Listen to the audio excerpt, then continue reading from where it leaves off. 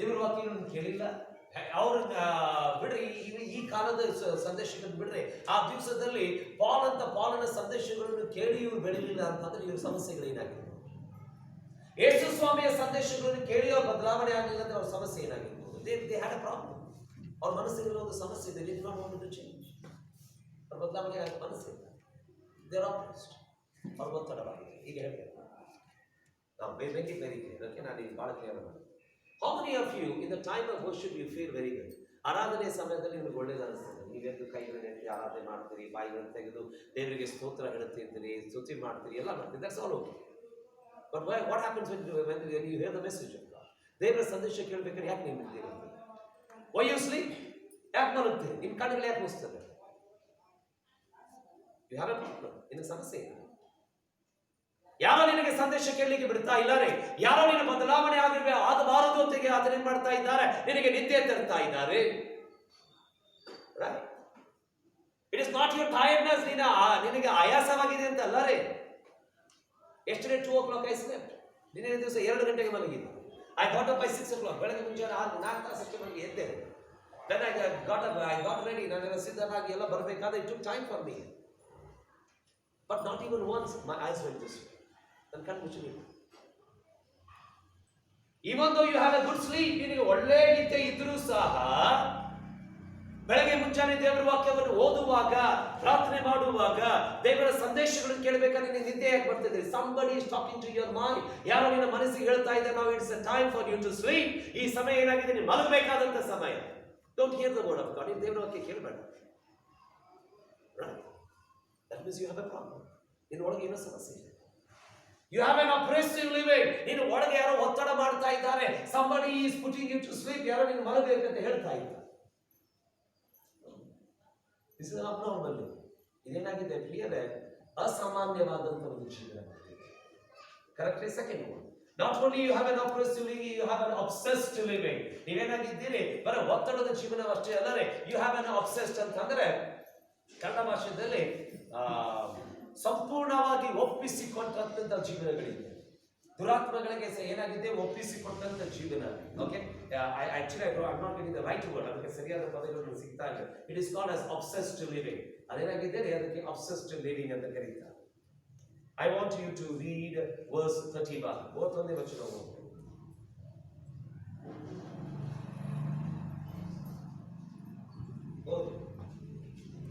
ಆದರೆ ಯೋವಾಷನು ತನಗೆ ವಿರೋಧವಾಗಿ ನಿಂತಿದ್ದ ಸಮಸ್ತರಿಗೂ, ನೀವು ಬಾಳನಿಗಾಗಿ ವ್ಯಾಜ್ಯ ಮಾಡುವಿರೋ? ನೀವು ಅವನನ್ನು ರಕ್ಷಿಸುವಿರೋ? ಅವನಿಗಾಗಿ ವ್ಯಾಜ್ಯ ಮಾಡುವವನು ಈ ಉದಯ ಕಾಲದಲ್ಲೇ ಕೊಲ್ಲಲ್ಪಡಲಿ.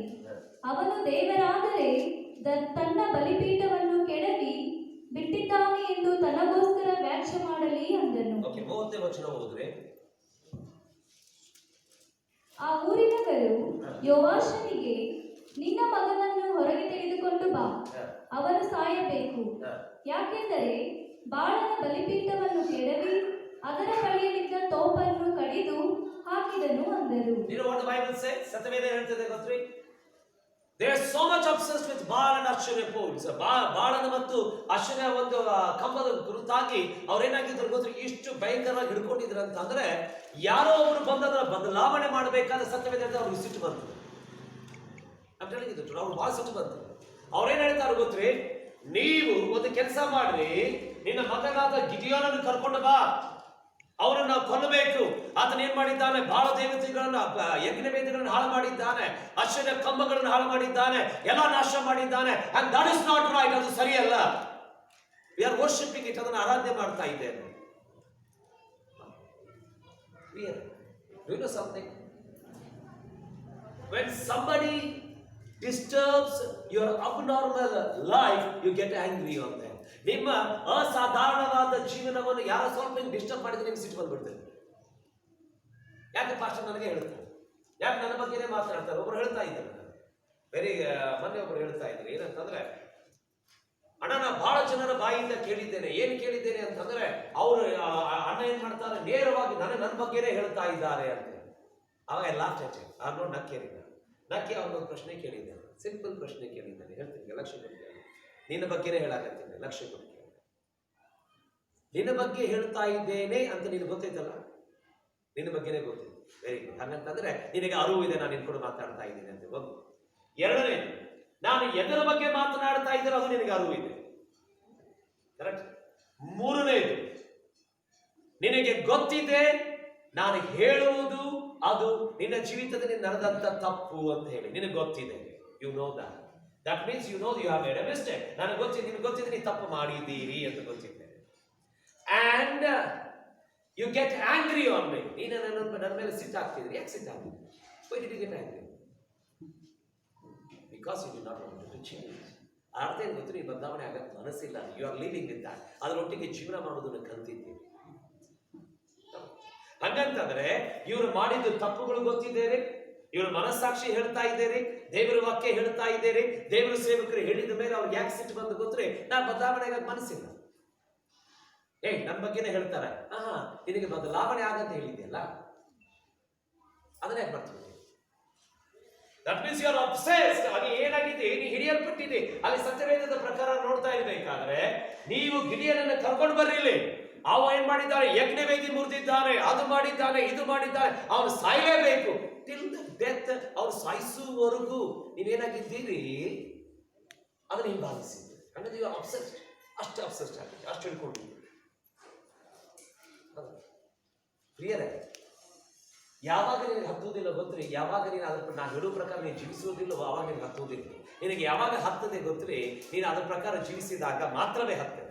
ಫಾರ್ ಎಕ್ಸಾಂಪಲ್, ನಾವು ಉದಾಹರಣೆಗಾಗಿ ನಾನು ರಿಚಿಗೆ ಕುಡ್ಕ ಅಂತಂದ್ರೆ ನಾವು ತಲೆ ಕೆಡಿಸ್ಕೊಳ್ಳೋದಿಲ್ಲ. ಯಾಕೆ ಹೇಳ್ರಿ? ಕುಡ್ಕ ಅಲ್ವಾ, ಯಾಕೆ ತಲೆ ಕೆಡಿಸ್ಕೊಳ್ಳೋದು? ನಾನು ಕುಡ್ಕ ಅಲ್ಲ. ಕುಡ್ಕ ಅಂತ ಅವ್ರು ರುಚಿ ಅಂತ ಕರೆದ್ಬಿಟ್ಟು ನಾವು ಕುಡಿತಾ ಇದ್ದಾರೆ, ನಾನು ಕುಡ್ಕ ಅಂತ ಕರೆದಿಲ್ಲ. ಯಾಕಂದ್ರೆ ಗೊತ್ತಿದೆ ಕುಡ್ಕ ಅಂತ ಹೇಳಿ. ಅವಾಗ ಯಾರನ್ನ ವ್ಯಭಿಚಾರಿ ಅಂತ ಕರೆದಾಗ ನೀನು ವ್ಯಭಿಚಾರ ಮಾಡದೆ ಹೋದರೆ ನೀನು ಯಾಕೆ ತಲೆ ಕೆಡಿಸ್ಕೊಂತೀನಿ? ಹೇಳ್ತೀನಿ, ನನ್ನ ಲೈಫ್ ಹೆಂಗೈತೆ ಅಂತ ಗೊತ್ತೀನಿ. 100 ಹೇಳಿದ್ರೆ ನನಗೇನು ಹತ್ತುತ್ತದೆ? ಆದರೆ ನೀನು ವ್ಯಭಿಚಾರ ಮಾಡ್ತಾ ಇದ್ದ ಕಾರಣ ನಿನಗೆ ಯಾಕೆ ಹತ್ತದೆ ಗೊತ್ತ್ರಿ? ನಾನು ಏನಾಗಿದೆ, ನನ್ನ ಅಹಮಿಗೆ ನೀನು ಹೊಡೆದೆ, ನಾನು ಮಾಡುವಂತ ಕೃತ್ಯಗಳಿಗೆ ನೀನು ಹೊಡಿತಾ ಇದ್ದೆ, ನಾನು ವ್ಯಭಿಚಾರ ಎಂದು ಕರೀತಾ ಇದೆಯಲ್ಲ, ಅದಕ್ಕಾಗಿ ನೀನು ನನ್ನ ವಿರುದ್ಧವಾಗಿ ಹೊಡೆದ. ದಟ್ ಮೀನ್ಸ್ ಅದ ಅರ್ಥ ಏನು ಗೊತ್ತ್ರಿ? I am with a clear conscious. ನನಗೆ ಸರಿಯಾದ ಮನಸ್ಸಾಕ್ಷಿ ಇದೆ. ಹಂಗಂತಂದ್ರೆ ನಾನು ನಿಮ್ಮನ್ನು ಎಲ್ಲಿ ಮುಟ್ಟಿದ್ದೇನೆ ಗೊತ್ತ್ರಿ? ಯಾವ ಸ್ಥಳ ಇಲ್ಲಿವರೆಗೂ ಯಾರು ಮುಟ್ಟಿಲ್ಲೋ ಆ ಸ್ಥಳ ನಾನು ಮುಟ್ಟಿದ್ದ ಕಾರಣ ನಿನಗೆ ಸಿಟ್ಟು ಬಂತು. ಅದಕ್ಕೆ ನೀವು ಬಂತು.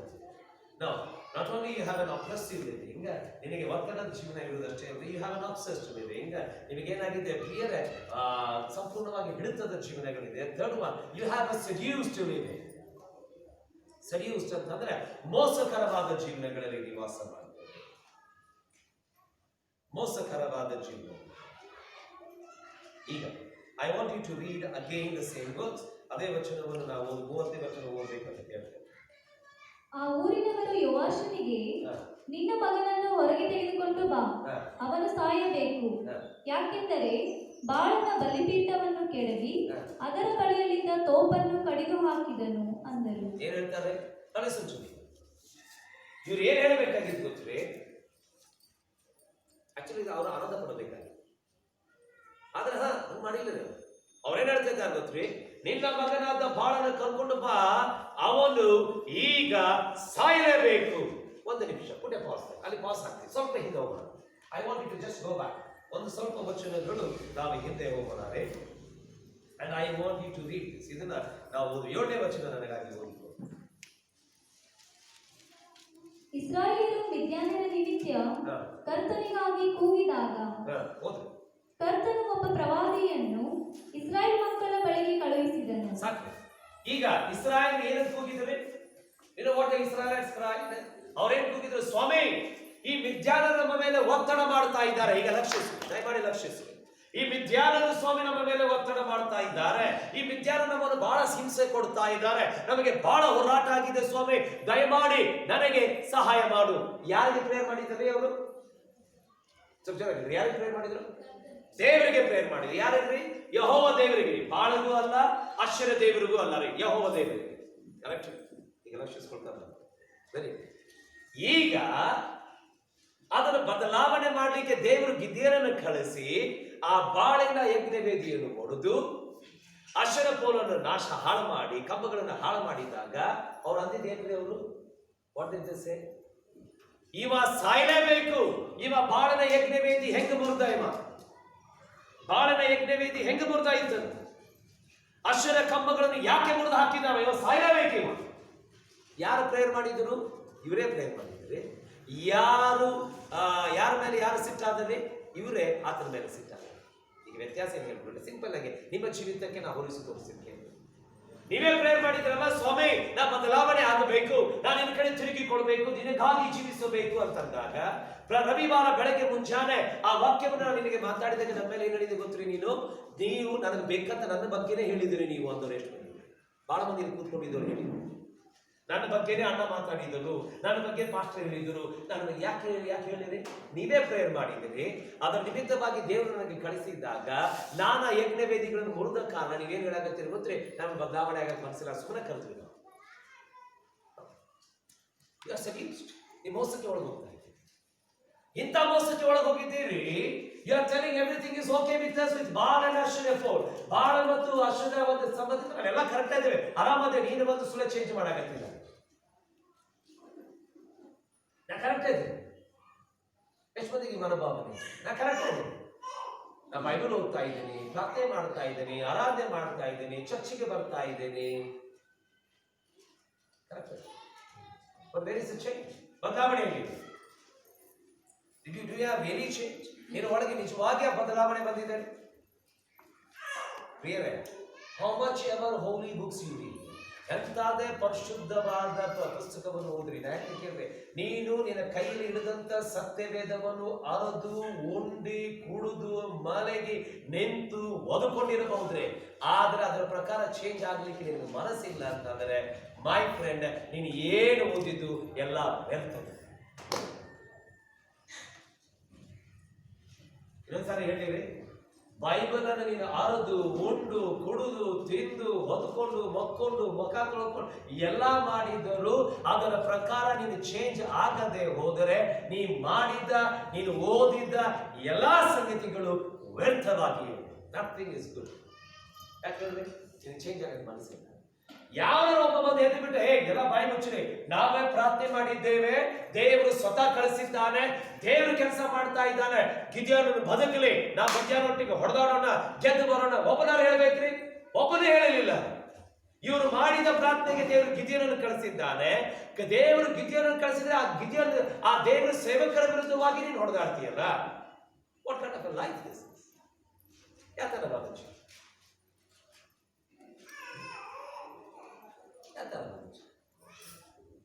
ವಿಚಾರ ಮಾಡ. ಮೋಸದಲ್ಲೇ ಇದ್ದೀರಿ. ಎಂತ ಮೋಸದಲ್ಲಿ ಇದ್ದೀರಿ ಇವತ್ತಿನ? ಓಕೆ, ನಾನು ಆರಾಮದೆ, ನನಗೇನು ಪ್ರಾಬ್ಲಮ್ ಸರ್? ನಿನ್ಗೆ ಭಾಳ ಪ್ರಾಬ್ಲಮ್ ಇದೆ. ನೀ ಆರಾಮ ಯಾವಾಗ ಅಂತೀವಿ ಅವಾಗ ಪ್ರಾಬ್ಲಮ್ ಚಾಲು ಆಯ್ತು. ಆರಾಮಲ್ಲಿದ್ದ ಡೆಟ್ ಮೀ ಟೇಕ್ ಇದು 4ನೇ ಸಂಗತಿ ತಗೊಂಡು they lead an oppressed living, ಆ ಒತ್ತಡದ ಜೀವನ ಜೀವಿಸಿದ್ದಾರೆ. they lead an obsessed living, ಆ ಸಂಪೂರ್ಣ ಹಿಡಿತದ ಜೀವನಗಳು ಜೀವಿಸಿದ್ದಾರೆ. they lead a seduced living, ಮೋಸಕರವಾದ ಜೀವನಗಳನ್ನು ಜೀವಿಸ್ತಾ ಇದ್ದಾರೆ. and they lead an unconverted living. ಅವರೇನಾದರೆ ಮಾನಸಾಂತರ ಹೊಂದಲಾರದಂತ ಜೀವನಗಳನ್ನು ಜೀವಿಸಿ.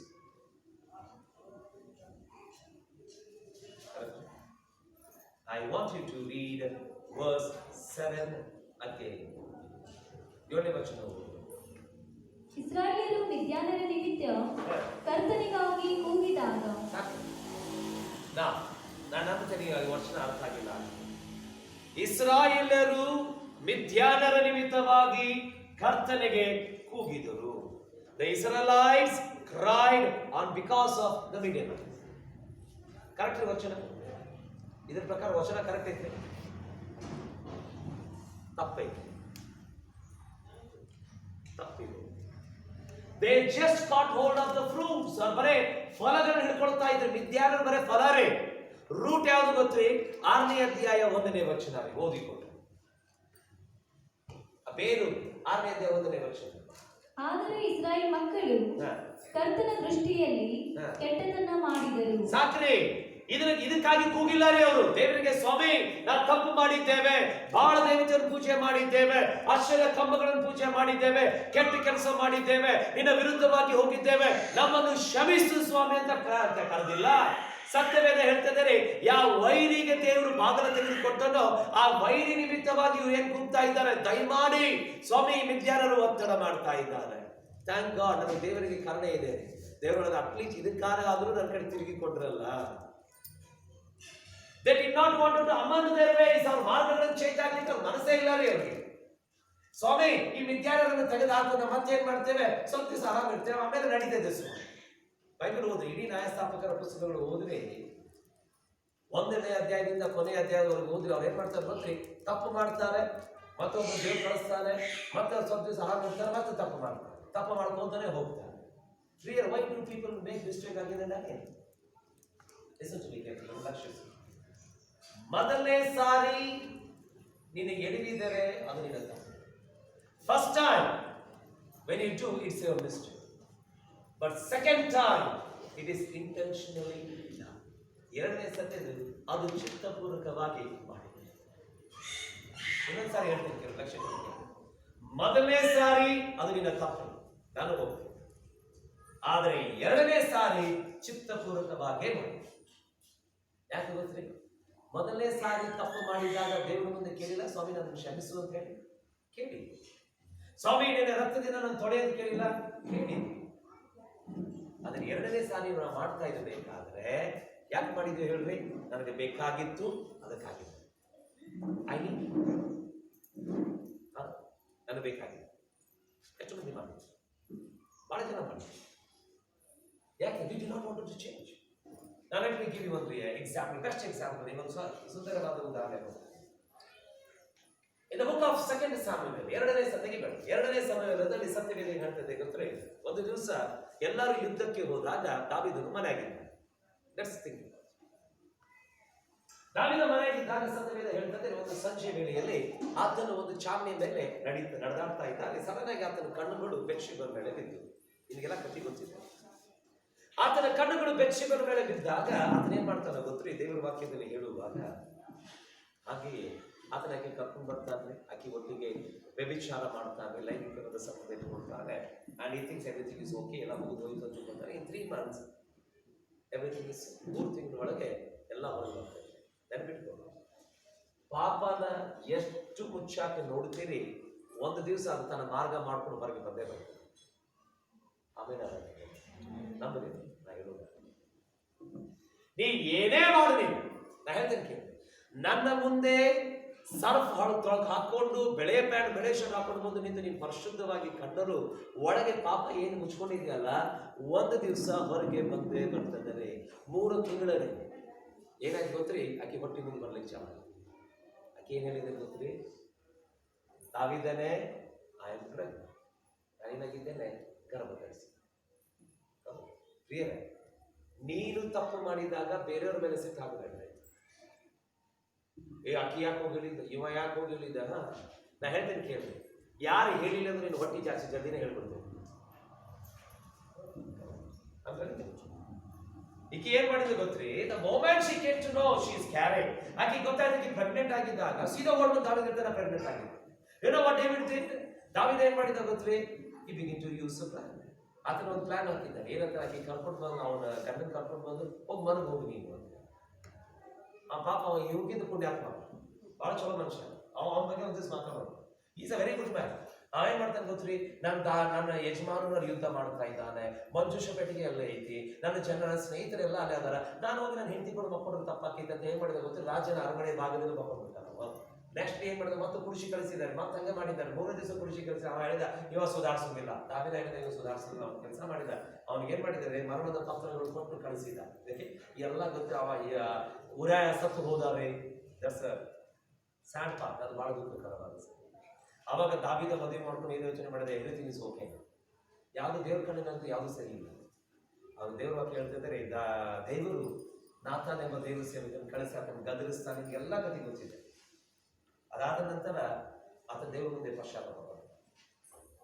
From that day onwards, ಅವತ್ತಿನಿಂದ ಬೈಬಲ್ ನೀವು ಓದಲಿಕ್ಕೆ ಪ್ರಾರಂಭ ಮಾಡಿದೆ. 2ನೇ ಸಮುದಾಯ ನೀವೇನ್ ಮಾಡಿ ಓದಲಿಕ್ಕೆ ಪ್ರಾರಂಭ ಮಾಡಿದೆ.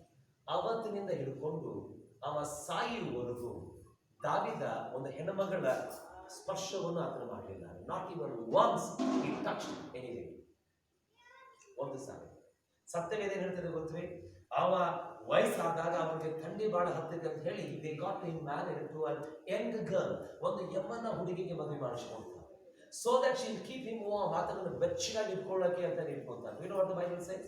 ಅವ ಹೇಳಿದ ಥಂಡಿನಾಗರ ಸಾಯ್ತನಾರ ಆಕಿ ಮುಟ್ಟೋದಿಲ್ಲ, I rather die with cold but I will not touch her. ಸಾಯ್ಬೇಕಾದ್ರೆ ಒಂದು ಸಾರಿ ಆಕಿ ಮುಟ್ಟಲಿಲ್ಲ. You know what is the meaning of that? ಅದರ ಅರ್ಥ ಏನು ಗೊತ್ತೇ? Once David did a mistake, he changed, but again never went back. ಒಂದು ಸಾರಿ ದಾವೀದ ತಪ್ಪು ಮಾಡಿದ್ದಾನೆ, ತಪ್ಪು ಮಾಡಿದಾದ ನಂತರ ಅವ ಏನ್ ಬದಲಾವಣೆ ಆದನೋ ಮತ್ತೆ ತಿರುಗಿ ತಪ್ಪು ಮಾಡಿ. ಅದು ನಾವೇನ್ ಮಾಡ್ತೀವಿ ಗೊತ್ತೇ? ಒಂದು ಸಾರಿ ಫೋಟೋಗ್ರಾಫ್ ಮೊದಲನೇ ಸಾರಿ ನೋಡಿದಾಗ ಅಯ್ಯೋ ಹಣ ತಪ್ಪು ಮಾಡಿದ್ವಿ,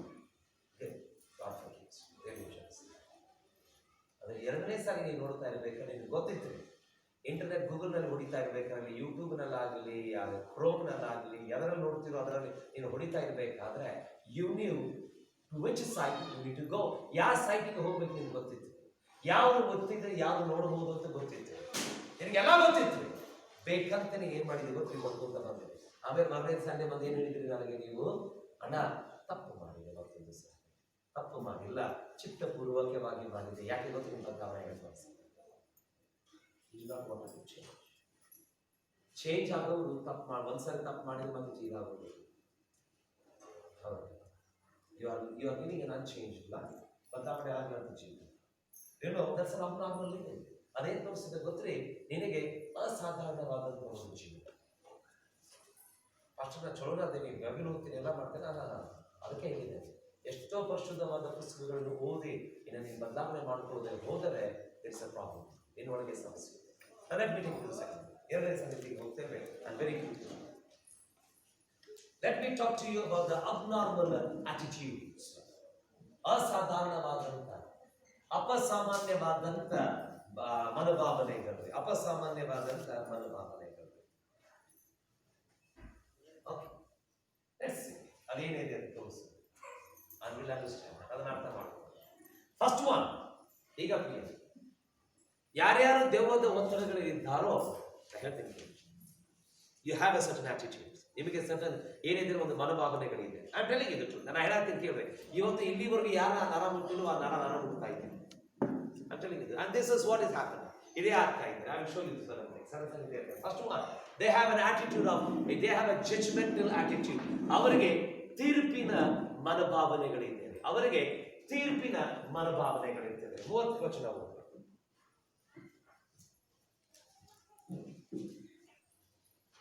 ಆ ಊರಿನವರು ಯೋವಾಷನಿಗೆ, ನಿನ್ನ ಮಗನನ್ನು ಹೊರಗೆ ತೆಗೆದುಕೊಂಡು ಬಾ, ಅವನು ಸಾಯಬೇಕು. ಒಂದು ನಿಮಿಷ, ಅವ ಸಾಯುವಂತ ಕೆಲಸ ಏನ್ ಮಾಡಿದ್ದ? Why suddenly there is a judgmental attitude? ಅವ ಸಾಯಲೇಬೇಕು. ಯಾಕೆ ಅಂತದೇನು ಕೆಲಸ ಮಾಡಿದ್ದ? ಸಾಯುವಂತ ಕೆಲಸ ಏನ್ ಮಾಡಿಲ್ಲ ರೀ ಅವ. ಯಾರನ್ನೊಬ್ಬರು ಕೊಂದಿದ್ದರೆ ಅವ ಸಾಯ್ಬೇಕಾಗಿತ್ರಿ. ಹೌದು, ಯಾಕಂದ್ರೆ ಧರ್ಮಶಾಸ್ತ್ರ ಏನ್ ಹೇಳ್ತಿದೆ ಗೊತ್ತ್ರಿ? ಧರ್ಮಶಾಸ್ತ್ರದ ಪ್ರಕಾರ ಒಬ್ಬನನ್ನು ಕೊಂದರೆ ಇನ್ನೊಬ್ಬನ ಅವನು ಕೊಲ್ಲಬೇಕು ಅಂತ ಹೇಳಿ. ಅವ ಸಾಯುವಂತ ಕೆಲಸ ಏನ್ ಮಾಡಿಲ್ಲ. ಅವ ಮಾಡಿದ ಒಂದು ಕೆಲಸ, ಯಜ್ಞ ವೇದಿಯನ್ನು ಮುರಿದು ಹಾಕಿದ್ದ. ಅವ ಸಾಯಲೇಬೇಕು ಅಂತಂದ ಅರ್ಥ ಇದೆ. Many times we are very judgment. ಬಹಳ ಸಾರಿ ನೀವೇನಾಗಿದ್ದೀರಿ, ಬಹಳ ತೀರ್ಪುಳ್ಳವರಾಗಿದ್ದೀರಿ. ತೀರ್ಪುಳ್ಳವರು ಸೋ ಜಡ್ಜ್ಮೆಂಟ್, ಇಂಥ ಜಡ್ಜ್ಮೆಂಟ್ ಹಿಂಗಾಗ್ಬೇಕಲ್ಲಿ. ಚಲೋ ಇದೆ, ಕರೆಕ್ಟ್ ಆಯ್ತು ನಾವು ಅಣ್ಣ ಇದನ್ನ ಮಾಡಿದ್ರ, ಕರೆಕ್ಟ್ ಮಾಡಿದ್ರ. Who are you? ನೀ ಯಾರೇ? Who are you? You are somebody who is oppressed by a demonic power.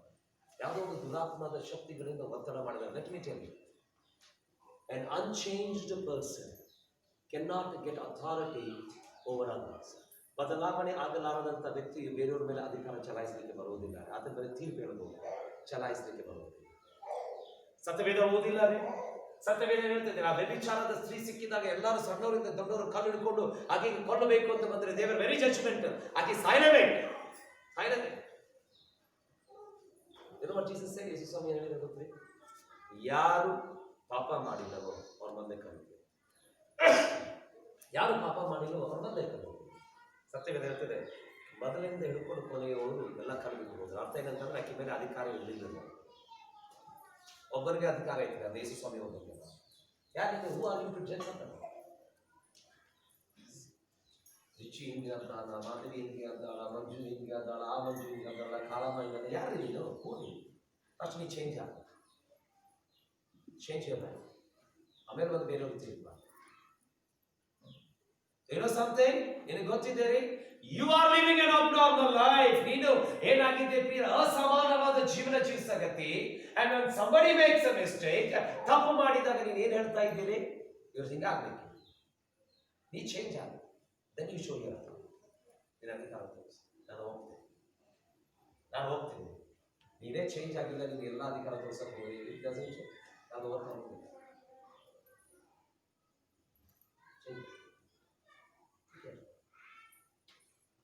ಕ್ಲಿಯರೇ? If I am living an unholy life, ನಾನು ಅಪರಿಶುದ್ಧವಾದ ಜೀವನವನ್ನು ನಾನು ಜೀವಿಸ್ತಾ ಇದ್ದೇನೆ, ಒಂದು ಮಾತು ಹೇಳಿದೆ, ಒನ್ ಡೇ ಇಟ್ ಕಮ್, ಹೊರಗೆ ಬಂದೇ ಬರ್ತದೆ. ಒಂದ್ಸತಿ ಒಬ್ಬರು ನನಗೆ ಸವಾಲು ಹಾಕಿದ್ರು, ನಾನು ಇಲ್ಲಿ ಬಂದಾಗ ಒಬ್ಬರು ಸವಾಲು ಹಾಕಿದ್ರು, ಎಷ್ಟು ದಿವಸ ಆನಂದನಗರನ ಬದುಕ್ತೀವಿ ನಾವು ನೋಡ್ತೀನಿ ಅಂತ. ಅವ್ರು ಗೊತ್ತಿಲ್ಲ, ನನಗೆ ಕಳಿಸಿದ್ದು ನನ್ನ ದೇವರು ಗೊತ್ತು. ಅವ್ರೇನು ವಿಚಾರ ಮಾಡಿದ್ರು ಗೊತ್ತೇ, ಹಿಂದಿದ್ದಂತ ದೇವ ಸೇವಕರ ಜೊತೆ ಬಂದು ವ್ಯಭಿಚಾರ ಮಾಡಿ ಅದ್ರಾಗ ಬಿದ್ದು ಇದ್ರಾಗ ಬಿದ್ದು ಹೋಗ್ಬಿಡ್ತಾನಂತ ಅವ್ರು ಗೊತ್ತಿಲ್ಲ. ಐ ಸೆಡ್ ಓಕೆ, ಪೀಳ್ಸಿ ನೋಡೋಣ, ಪೀಳ್ಸಿ. We are more than 10-12 years we are here. 10ರಿಂದ 12-13 ವರ್ಷ ಆಯ್ತು.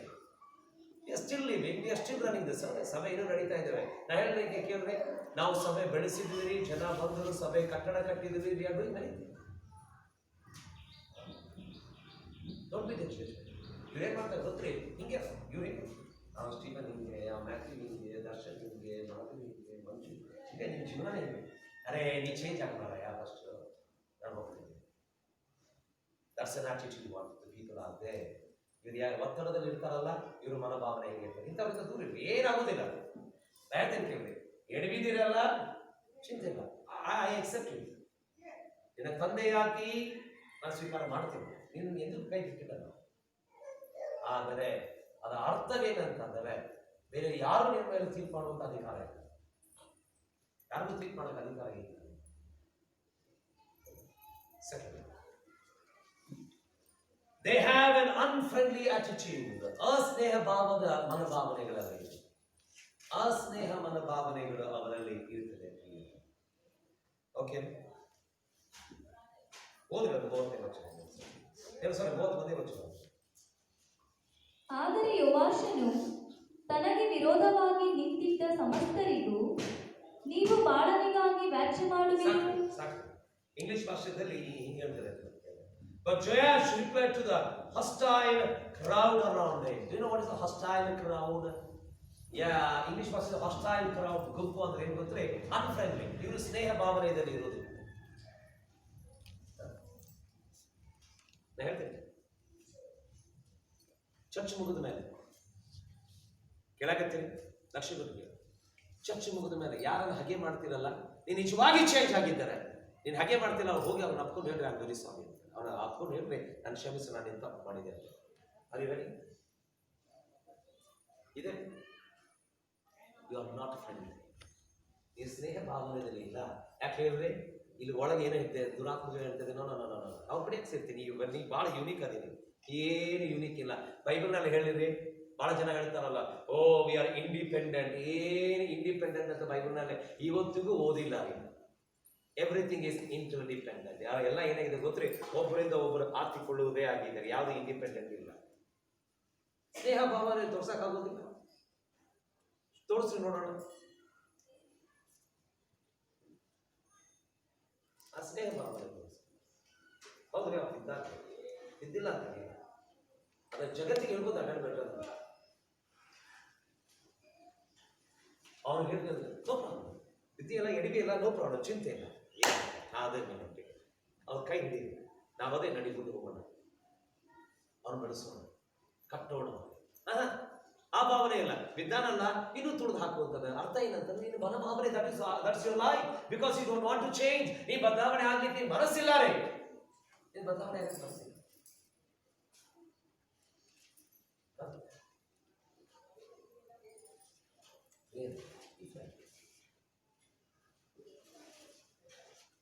ನಾವು ಮಾತಾಡ್ತೀವಿ.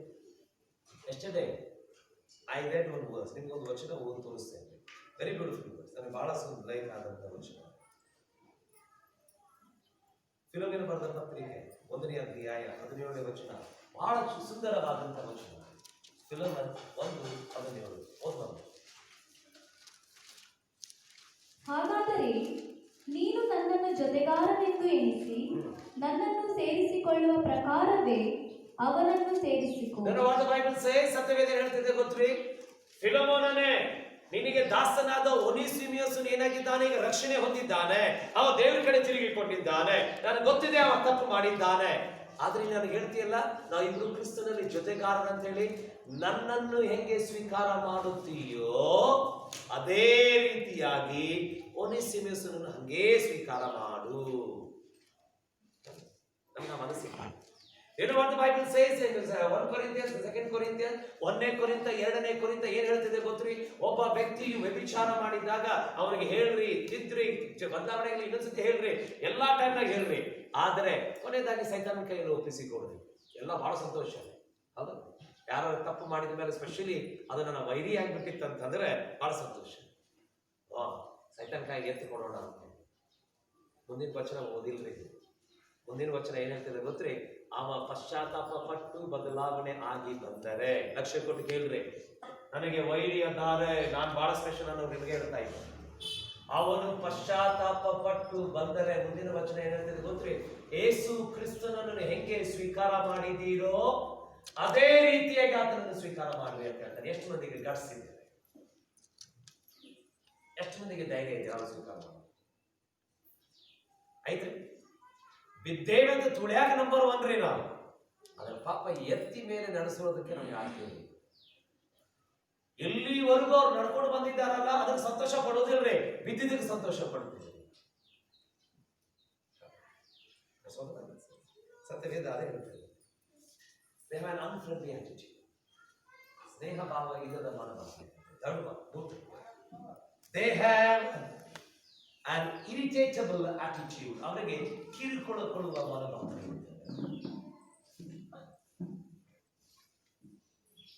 ದಯಮಾಡಿ 30ನೇ ವಚನ ಓದಿಕೊಳ್ಳಿ. ಆ ಊರಿನವರು ಯೋವಾಷನಿಗೆ, ನಿನ್ನ ಮಗನನ್ನು ಹೊರಗೆ ತೆಗೆದುಕೊಂಡು ಬಾ, ಅವನು ಸಾಯಬೇಕು. ಯಾಕೆಂದರೆ ಬಾಳನ ಬಲಿಪೀಠವನ್ನು ಕೆಡವಿ ಅದರ ಬಳಿಯಲ್ಲಿದ್ದ ತೋಪನ್ನು ಕಡಿದು ಹಾಕಿದನು ಅಂದರು. ಒಂದು ನಿಮಿಷ ಪಾಸ್ ಮಾಡಿದ್ರಿ, ಈ ವಚನ ಅರ್ಥ ಮಾಡ್ಕೊಂಡ್ರಿ. ಒಬ್ಬ ವ್ಯಕ್ತಿ ಬಂದಿದ್ದಾನೆ, ದೇರ್ ಇಸ್ ಅ ರಿವೈವಲಿಸ್ಟ್. ಈತನ ಏನಾಗಿದ್ದಾನೆ, ಒಂದು ಭಕ್ತಿ ಸಂಜೀವ ತರುವಂತ ಒಬ್ಬ ವ್ಯಕ್ತಿ. ಅವ ಏನ್ ಮಾಡಿದ ಗೊತ್ತ್ರಿ? ಬಡ ಬಂತು ಯಜ್ಞವೇದಿ ಎಲ್ಲ ಒಡೆದು ರಾತ್ರಿ ಎಲ್ಲ ಹಾಳು ಮಾಡಿ ಎತ್ತು ಹೊರಗೆ ಹಾಕಿಬಿಟ್ಟ. ಏನಾಯ್ತು? Everything is clean. ಅಷ್ಟೇ ಅಲ್ಲ ರೀ, ಯಜ್ಞವೇದಿ ಹೊಡೆದ ಹಂಗೆ ಬಿಟ್ಬಿಟ್ಟನ. ಸತ್ಯವೇದ ಹೇಳ್ತಿದ್ದಾರೆ, ಪಕ್ಕಕ್ಕೆ ಯೆಹೋವ ದೇವರ ಯಜ್ಞವೇದಿ ಕಟ್ಟಿದ ಅಂತ. ಓದಿರಿ ಅದನ್ನು ಬೈಬಲ್ನಲ್ಲಿ, ಓದ್ರಿ. ಎಷ್ಟನೇ ವಚನ ಹೇಳಿ ಓದಿ? 6ನೇ ಅಧ್ಯಾಯ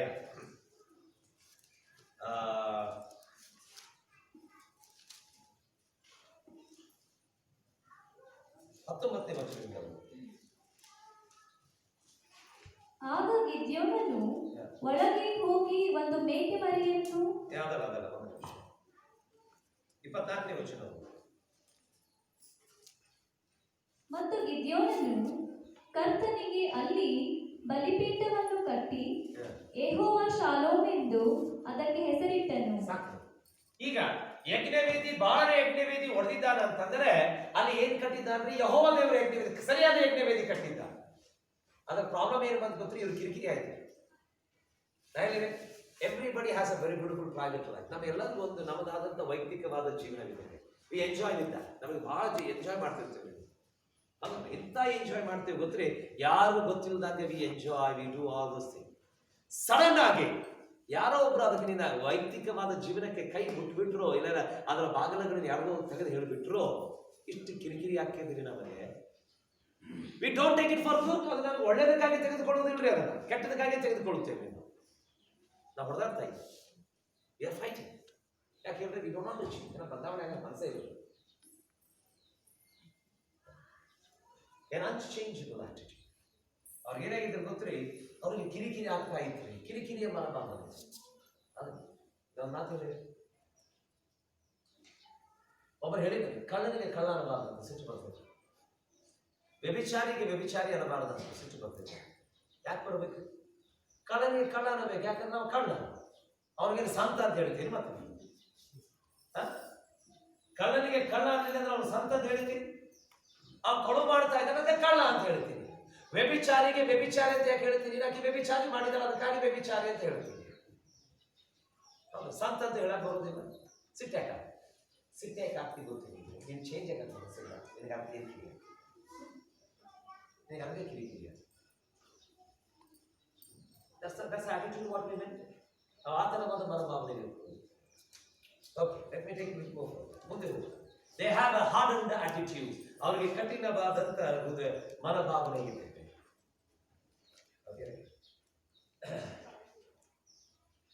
ದಯಮಾಡಿ 6ನೇ ಅಧ್ಯಾಯ 7ನೇ ವಚನ, ಅದಾದ ನಂತರ 30ನೇ ವಚನ. ಆದ ಕಾರಣ ಇಸ್ರಾಯೇಲ್ಯರು ಮಿದ್ಯಾನರಿಂದ ಬಹಳ ಕುಗ್ಗಿ ಹೋದರು. 7ನೇ ವಚನ. ಇಸ್ರಾಯೇಲ್ಯರು ಮಿದ್ಯಾನದ ನಿಮಿತ್ತ ಕರ್ತನಿಗೆ ಕೂಗಿದಾಗ ಸಾಕು. ಈಗ 30ನೇ ವಚನ. ಆ ಊರಿನವರು ಯೋವಾಷನಿಗೆ, ನಿನ್ನ ಮಗನನ್ನು ಹೊರಗೆ ತೆಗೆದುಕೊಂಡು ಬಾ, ಅವನು ಸಾಯಬೇಕು. Now what is this verse mean? They are very hardened. They enjoy. ಪ್ರಿಯರೇ, ಒಂದು ಮಾತು ಹೇಳಿರಿ, ಬಹಳ ಸಾರಿ ತಪ್ಪಾದ ಯಜ್ಞ ವೇದಿಗಳನ್ನು ಕುರಿತಾಗ ನಾನು ಬಹಳ ಸಂತೋಷ ಇರ್ತದೆ. ಇದು ಲವ್ ದಟ್. ನಾನು ಬಹಳ ಸಂತೋಷ ನಾವೆಲ್ಲರೂ. ಅಂದರೆ ಈಗ ಫಾರ್ ಎಕ್ಸಾಂಪಲ್ ಒಂದು ಮಾತು ಹೇಳಿದ್ದೀನಿ. A man who is a womanizer, ಯಾವ ವ್ಯಕ್ತಿ ವುಮನೈಸರ್ ಅಂತಂದ್ರೆ ಈ ಹೆಣ್ಮಕ್ಳು ಚಟ ಇರ್ತದೆ. ಈ ಎಂಜಾಯ್ಸ್ ದಟ್.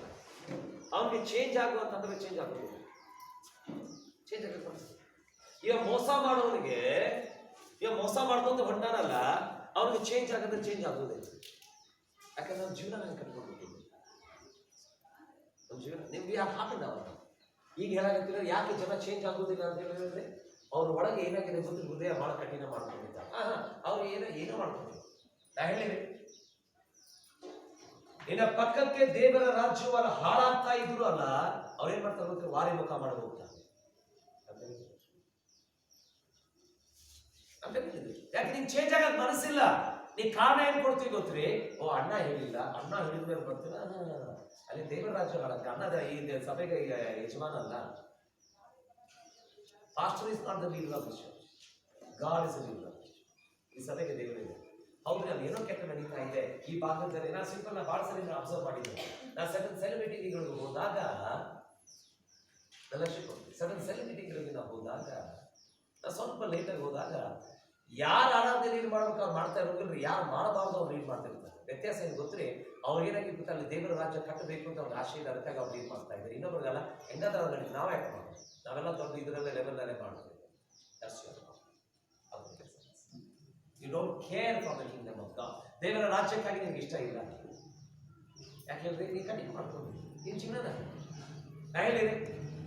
ಇಂಥವರಿಗೆ ಸ್ವತಃ ದೇವರು ಒಂದು ಪ್ರಕಟಣೆ ಕೊಟ್ಟರು ಚೇಂಜ್ ಆಗೋದು. ಇಂಥವರಿಗೆ ಸ್ವತಃ ದೇವರ ಬಂದು ಮಾತಾಡಿದ್ರು ಚೇಂಜ್ ಆಗೋದು. ಚೇಂಜ್ ಆದವರು ಹೇಳ್ತಿರ್ತೀವಿ, ಚೇಂಜ್ ಆಗೋರು ವೆರಿ ಸಿಂಪಲ್. ಸುಮ್ಮನೆ ಒಂದು ವಾಕ್ಯ ಓದಿದ್ರು ಚೇಂಜ್ ಆಗುತ್ತೆ, ಒಂದು ವಾಕ್ಯ ಹೇಳಿದ್ರು ಚೇಂಜ್ ಆಗುತ್ತೆ. ಯಾಕೆ ಚೇಂಜ್ ಆಗೋದು ಹೇಳ್ತಾರೆ? Because god can't change them, because they are heart. ಅವ್ರ ಹೃದಯಗಳು ಕೊನೆಯದಾಗಿ ಹೇಳಿ ನಾನು ಮುಗಿಸ್ತೇನೆ. ದ ಅದೋರಬಲ್ ಲೀಡಿಂಗ್, ಮಹಿಮೆ ಪೂರ್ವಕವಾದಂತಹ ಜೀವನ, ಆರಾಧನೆಯ ಥರವಾದ ಜೀವನ. It's a simple thing. ಭಾಳ ಮಂದಿ ಗೊತ್ತಿಲ್ಲ. Okay, we are blessed. ಹೆಂಗೆ ನಾನು ಬದಲಾವಣೆ ಜೀವನ ಪ್ರತಿಯೊಬ್ಬರು ಪ್ರಾರ್ಥನೆ ಮಾಡುವುದು ನನ್ನ ಲಕ್ಷ್ಯ. ಪ್ರತಿಯೊಬ್ಬರು ನಾನು ಪ್ರಾರ್ಥನೆ ಮಾಡುವುದನ್ನು ಲಕ್ಷ್ಯ. ನಿನ್ನ ಕುಟುಂಬದವರಿಗಾಗಿ, ನಿನ್ನ ಜನರಿಗಾಗಿ, ನಿನ್ನ ಮನೆಗಾಗಿ, ನಿನ್ನ ಸಭೆಗಾಗಿ, ನಿನ್ನ ಸಭೆ ಜನರಿಗಾಗಿ ಎಲ್ಲಕ್ಕೂ ನೀವು ಪ್ರಾರ್ಥನೆ ಮಾಡ್ತಾ ಇರ್ಬೋದ್ರಿ, ಮಾಡ್ಕೊತೇನೆ ಇರ್ರಿ. ನಿಲ್ಲಿಸಬೇಡಿ, ಅದು ಒಳ್ಳೆಯದು. ಯಾಕಂದ್ರೆ ಒಂದು ದಿವಸ ನಿನ್ನ ಪ್ರಾರ್ಥನೆಗೆ ಪರಿಣಾಮ ಸಿಗ್ತದೆ. Because God is going to do that. ದೇವರು ಮಾಡೇ ಎಲ್ಲಿ ಕೇಳಿಸ್ಕೊಂಡು ಆದರೆ ಹೆಂಗೆ ಗೊತ್ತಾಗುತ್ತೆ? How will the change? ಅವ್ರು ಹೆಂಗೆ ಬದಲಾವಣೆ ಆಗುತ್ತೆ? That's a question. ಆಗ ಅದೊಂದು ಪ್ರಶ್ನೆಗೆ ನಾವು ಉತ್ತರ ಮಾಡಲೇಬೇಕು. ಅಣ್ಣ ಇವ ಚೇಂಜ್ ಆಗ್ತಾನೆ ಅಂತಂದ್ರೆ ಯಾವಾಗ ಆಗ್ತಾನೆ, ಹೆಂಗೆ ಆಗ್ತಾನೆ, ಯಾವ ಸಮಯದಲ್ಲಿ ಆಗ್ತಾನೆ? ಯಾವಾಗ ಆಗ್ತಾನೆ, ಹೆಂಗಾಗ್ತಾನೆ, ಯಾವ ಸಮಯದಲ್ಲಿ ಆಗ್ತಾನೆ ಅದು ದೇವರಿಗೆ ಬಿಟ್ಟಿರ್ತಾರೆ. ಹೌದು, ಅದರಿಂದ ಪ್ರಾರ್ಥನೆ ಮಾಡೋದು. So what should I pray? ಆ ತರವಾದ ಜೀವನ ಜೀವಿಸಬೇಕಾದ್ರೆ ನಾನು ಏನ್ ಪ್ರಾರ್ಥನೆ ಮಾಡಬೇಕು, ಯಾವ ರೀತಿಯಾಗಿ ಪ್ರಾರ್ಥನೆ ಮಾಡಬೇಕು? ಫಸ್ಟ್ ಮೊದಲು ದಿಸ್ ಇಸ್ ವೆರಿ ಇಂಪಾರ್ಟೆಂಟ್. ಇದು ಬಹಳ ಪ್ರಾಮುಖ್ಯ. Pray that God will break what they worship. ಅವರು ಯಾವುದನ್ನು ಆರಾಧನೆ ಮಾಡುತ್ತಾರೋ ದೇವರು ಅದನ್ನೇ ಮುರಿ ಅಂತ ಪ್ರಾರ್ಥನೆ. ಇನ್ನು ನಮ್ಮ ಸಭೆಯಲ್ಲಿ ಪ್ರಾರ್ಥನೆ ಮಾಡಿ, ಸ್ವಾಮಿ ಮುರಿಬೇಕು ಅಂತ ಹೇಳಿ ಎಲ್ಲರೂ ಮುರಿಸೋ, ಕರೆಕ್ಟ್ ಮುರಿಸು. ಯಾವುದನ್ನು ಅವರು ಆರಾಧನೆ ಮಾಡ್ತಾ ಇದ್ದಾರೋ ಅದನ್ನೇ ದೇವರು ಮುರಿಬೇಕು. ಸರಿ, ಅಯ್ಯೋ ಅಣ್ಣ ನಾವು ದೇವರನ್ನ ಆರಾಧನೆ ಮಾಡಿಲ್ಲ. ನೀ ಏನ್ ಆರಾಧನೆ ಮಾಡಿದಿ ಗೊತ್ತು? ನಿನ್ನನ್ನೇ ನೀನು ಆರಾಧನೆ ಮಾಡಿರ್ತೀನಿ. ನೀನು ಯಾವುದನ್ನು ಹೆಚ್ಚಾಗಿ ಶ್ರೇಷ್ಠವಾಗಿ ನೆನೆಸಿದೆಯೋ ಅದನ್ನು ನೀನು ಆರಾಧನೆ ಮಾಡಿರ್ತೀನಿ. ಕರೆಕ್ಟ್. ಈಗ ದೇವರು ಏನು ಮುರಿ ಅಂತ ಹೇಳಿದ್ದಾನೆ ಓದ್ರೆ ನ್ಯಾಯಸ್ಥಾಪಕ ಅನಿಸ್ತದೆ.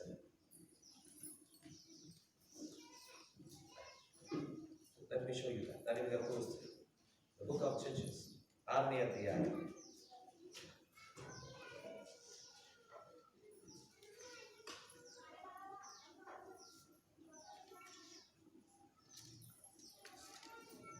ಎಷ್ಟನೇ ವರ್ಷ ನಾವು ಓದಿದ್ವಿ ಅಂದ್ರೆ 25ನೇ ವರ್ಷ. ಅದೇ ರಾತ್ರಿಯಲ್ಲಿ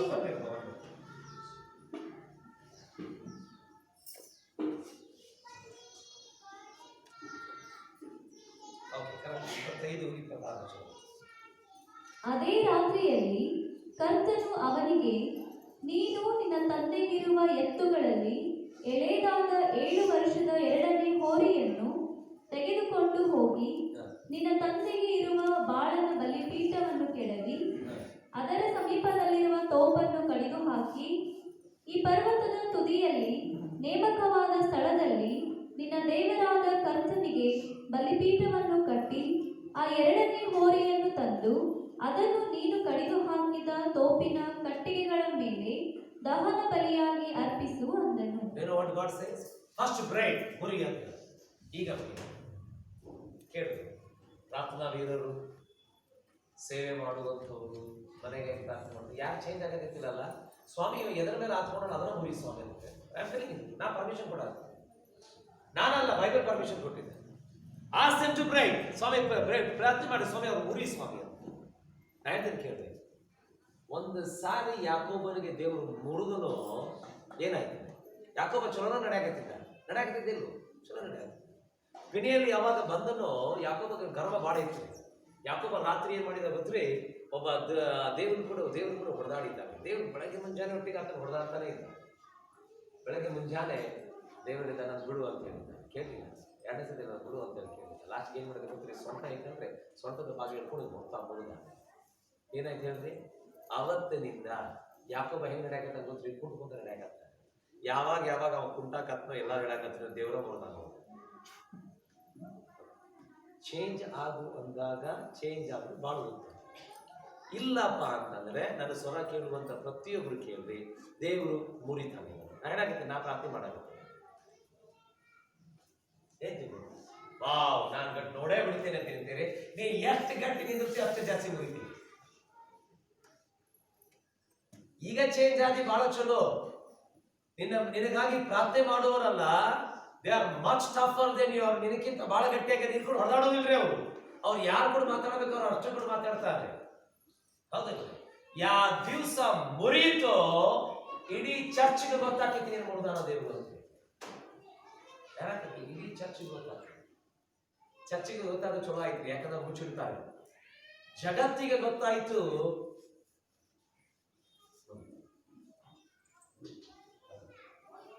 ಸುಧಾರಿಸ. Ask God to pray. ಅದರಿಂದ ದೇವರಿಗೆ ಕೇಳ್ರಿ, ಪ್ರೇ ಮಾಡಿ. ಯಾರಾಗ್ತಕ್ಕಿಂತ ತಾಯಿಂದಿರ ಪರ್ಮಿಷನ್ ಕೊಡಾಗತ್ತಿಲ್ಲ. ಪ್ರೇ ಮಾಡಿ, ಸ್ವಾಮಿ ಮುರಿ ನನ್ನ ಮಗನ ಈ ಮುರಿ ಸ್ವಾಮಿ. ಆಮೇಲೆ ಏನಾಯ್ತು ಹೇಳ್ರಿ?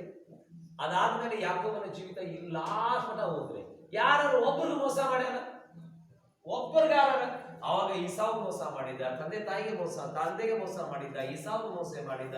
ಅಷ್ಟೇ ಅಲ್ಲ, ಸತ್ಯವೇದ ಹೇಳ್ತಿದ್ದೇವೆ ಲಾಬಾನಿಗೆ ಮೋಸ ಮಾಡಿದ. ಇವರೆಲ್ಲರಿಗೂ ಮೋಸ ಮಾಡ್ಕೊಂತ ಬಂದ. ಲಾಬಾನ ಮಕ್ಕಳಿಗೂ ಮೋಸ ಮಾಡಿದ. ಯಾವ ದಿವಸ ಸೊಂಟ ಹಿಡಿದು ದೇವರು ಮುರಿದನೋ ಆಮೇಲೆ ಯಾರು ಮೋಸ ಮಾಡಿದ? ಬೈಬಲ್ ಓದಿ ನೋಡೋಣ. ಒಬ್ಬನಿಗೂ ಮೋಸ ಮಾಡಿದ. ಹಂಗಾಗಿ ಹೊರಿತು. That is ಅಡೋರಬಲ್. ಅದೇನಾಗಿದೆ ಗೊತ್ತಿ? ಮಹಿಮೆಯಾದ ಜೀವನ. Ask God to okay, not only ask God to pray, ದೇವರಿಗೆ ಮುರಿಯುವುದಷ್ಟೇ ಅಲ್ಲದೆ ask God to build right altar in the life. ಅವರ ಜೀವಿತದಲ್ಲಿ ದೇವರಿಗೆ ಸರಿಯಾದ ಯಜ್ಞವೇದಿಯ ಕಟ್ಟುವುದಕ್ಕಾಗಿ ಪ್ರಾರ್ಥಿಸಿ.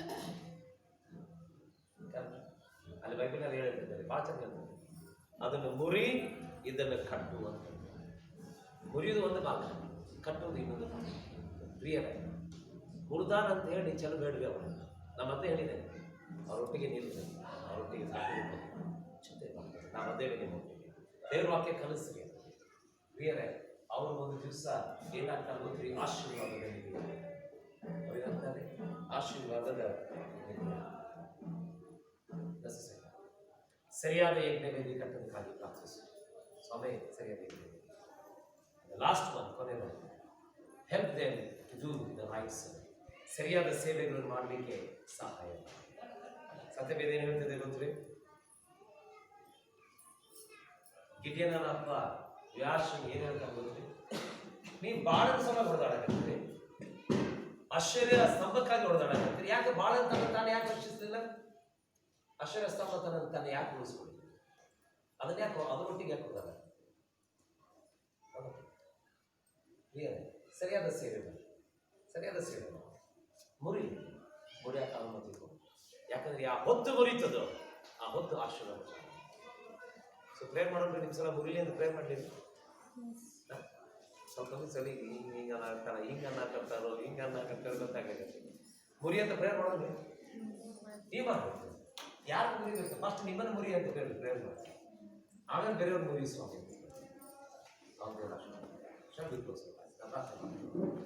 ತಂದೆಯಾದ ದೇವರಿಸು, ಈ ಸಮಯಕ್ಕಾಗಿ ನಿನ್ನ ಕೃಪೆ, ನಿನ್ನ ದಯೆ, ನಿನ್ನ ಕರುಣೆಗಾಗಿ ಬಂದರೆ ಸ್ವಾಮಿ. ಇವತ್ತು ನಿನ್ನ ವಾಕ್ಯದಿಂದ ನಮ್ಮ ಒಟ್ಟಿಗೆ ಮಾತನಾಡಿ ನಮ್ಮನ್ನು ಬಲಪಡಿಸು. ನಿನ್ನ ಚಿತ್ರದಲ್ಲಿ ನಮ್ಮನ್ನು ನಡೆಸಿ, ನಿನ್ನ ಕೃಪೆಯು ನಮ್ಮನ್ನು ಹೇಳಬೇಕಾಗಿದೆ. ಕರ್ತನೆ, ನಾವು ಬದಲಾವಣೆ ಆಗುವಂಥದ್ದು ನಾಮ ಮಾಡಿ ಯೇಸುವಿನ ಹೆಸರಿನಲ್ಲಿ ನಾವು ಬೇಡಿದ್ದೇವೆ.